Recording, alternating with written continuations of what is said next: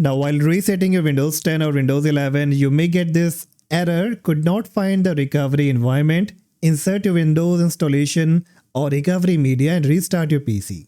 So I'm pretty sure that many of you might have an idea that this is something related to the recovery. And yes, the major reason is either your recovery has been deleted or it has been disabled, and due to which you're not able to reset your device.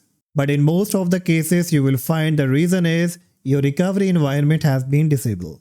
But still you need to verify that your recovery environment has been disabled or deleted. And in order to find it out, right click on the Windows icon, go to Disk Management. And here in the Disk Management, on my end you can see, I have a recovery partition that is on the right hand side 656 MB.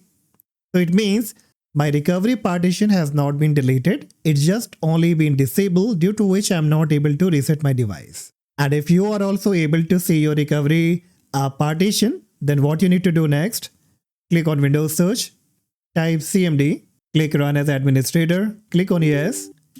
And in the black window, first we will verify that whether the recovery environment has been disabled or enabled. So type a very simple command and it will be reagency /info. And it clearly says on the top, Windows RE status has been disabled. So now we just need to enable this and we will have the solution here. So in order to disable, type reagency again /enable.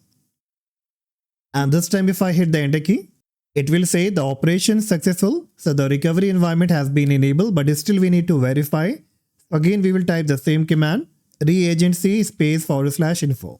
And then if I hit the enter key, so you can see it says Windows RE status equal to enable.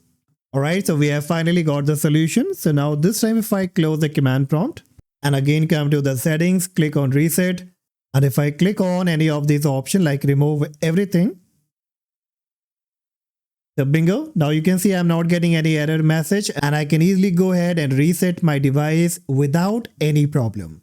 Now this was the first scenario guys, but in case if your recovery environment has been deleted and you don't find in the disk management, then it's a long procedure. You will have to download the Windows 11 or Windows 10 ISO, whichever you are using.